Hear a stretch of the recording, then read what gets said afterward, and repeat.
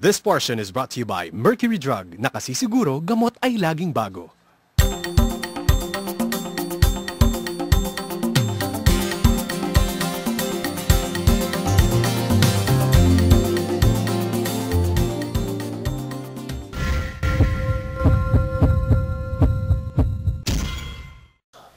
Bago mo hit-hitin ang sigarilyo mong yan, isipin mo muna anong kemikal ang pinapasok niyan sa iyong bibig at sa iyong katawan. Ngayong umaga, pag-uusapan natin ang mga oral diseases na nakukuha dala ng paninigarilyo. Huwag na natin patagalin pa. This is Generation RX, your health and travel show that keeps you informed. Now signing on.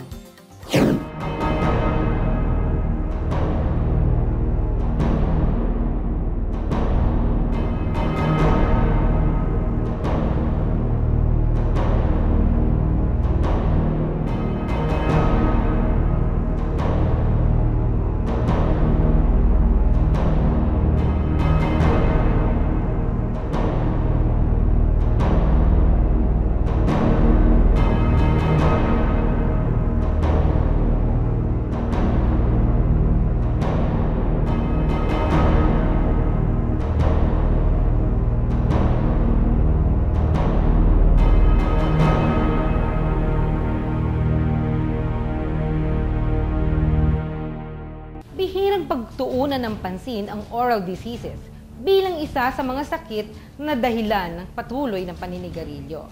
In fact, 75 to 90% of most oral cancers is due to smoking. Ang smoking, pag narinig mo yon, ang isip mo palagi sa baga, di ba? But actually, ang smoke, lahat ng dinadaanan niya, pwedeng magdulot talaga ng problema. So, pagpasok pa rin sa bibig, siyempre tatama sa dila, sa throat, sa vocal cords, lahat ng dadaanan ng usok na yon ay, kumbaga, na-expose sa maraming chemicals na meron ang sigarilyo. At ang chemicals nga nun, 70 doon ay nakakakos ng cancer. Parati nating sinasabi, health is wealth. Pero, bakit may mga tao pa rin patuloy na sinisira ang kanilang katawan sa paninigarilyo? 17 years old ako nag-umpisa manigarilyo. Isa ngayon siguro, pinakawalang-wala, dalawa. Dalawang kaso? Yung dalawang kakarawan. Isa ito sa yung medyo maitim yung gilagid ko. Nagkakaroon ng mga pagitan yung ipin ko. Ako talagang bisyo ko lalo na marami akong sa barkada. Pero pag nag-iisa lang ako, mas nakakatipid ako. Kahit marami sa ating mga kababayan ang nalululong sa paninigarilyo, may mga tao pa ding sumusunod sa tamang daan at iniiwasan ang paninigarilyo. Sa ating pagbabalik, sino nga ba ang sikat na TV newscaster reporter na ito na umiiwas sa masamang bisyo kahit pa stressful ang kanyang trabaho? Abangan! This portion was brought to you by Ilang care mo ang baga mo. Memory loss, signs of aging, weak immune system. Sa bilis ng panahon, hindi mo namamalayang naaabuso na ang iyong katawan. Buti na lang may Circulant 4-in-1 with 4 herbs na tumutulong para sa overall good blood circulation. Ginkgo biloba that aids in enhancing memory and concentration. Lemon balm that helps normalize sleeping patterns. Garlic oil that helps strengthen the immune system. And hawthorn berry that helps promote youthful glow. Circulant helps you look and feel young. Circulant.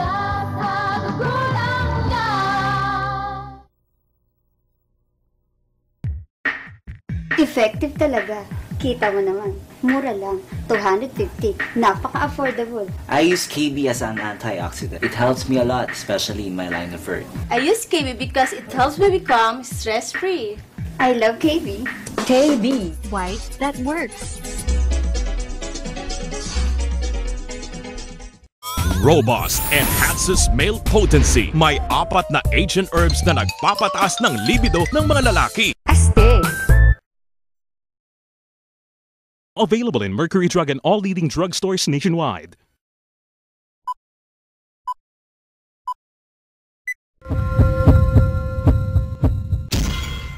Family man, host, reporter, radio commentator. Sino nga ba ang hindi makakakilala kay Anthony Taberna na kilala rin bilang Tunying? Umaga pa lamang maririnig na ang kanyang boses kahit nasaan ka pa, maparadyo o telebisyon. Ngunit sa kabila ng araw-araw na trabaho at stress, ni kailanman ay hindi niya naisipang manigarilyo. Masyado mahaba yung araw ko. Nag-umpisa ako ng alas 4 ng umaga. Paghahanda yun para sa umagang kay ganda na nag-umpisa ng 5 o'clock. At kasabay nun, yung 2x2 sa radyo. And thereafter, nag-field pa ako para sa TV Patrol. Pagbalik sa hapon, 5:30 in the afternoon, meron na namang 2x2 sa radio. At pagkatapos nun, may break lang ng konti para sa ibabalita ng 9 o'clock sa Studio 23. Ang natitirang oras ko na lang siguro para sa pagtulog ay sobrang maikli na dahil dumarating ako sa bahay, mag-11 na ng gabi. At sabi ko nga, ganun kaaga ako gumigising. So, 4 to 5 hours na tulog, yun lang ang naibabalato ko sa sarili ko. Madalas na pagkakataon, yung dalawang chikiting ko, pag alis ko sa bahay, tulog. Pagdating ko sa gabi, tulog. Minsan, kapag alam ko nandito na sila sa paligid ng ABS-CBN, tinatawagan ko yung misis ko kung pwedeng makita ko yung mga bata. Minsan, dinadala niya dito. Kaya, andyan yung opisina ng misis ko, malapit lang din dito. Pinupuntahan ko siya dyan. Kaya, magyaya ako ng mag-lunch o kaya early dinner para makasama ko sila. No? Pero basically, yung buong isang linggo na yun na weekdays, wala halos malaking oras sa pamilya. Pero yung weekend, doon na lang ako bumabawi. Yung Sabado at Linggo, talagang non-negotiable yun. Bawal na kuhanin yung oras ko para sa pamilya ko. Hindi naman talaga ako nag-sigarilyo. Simula't simula pa. Dahil alam ko naman kung anong masama epekto ng sigarilyo sa kalusugan, pati na rin sa itsura. So far, kahit na meron akong ganun, may diabetes ako, saka yun nga, kulang sa tulog. Hindi naman ako naigugupo ng mga sakit dahil sa pag-iwas ko sa sigarilyo.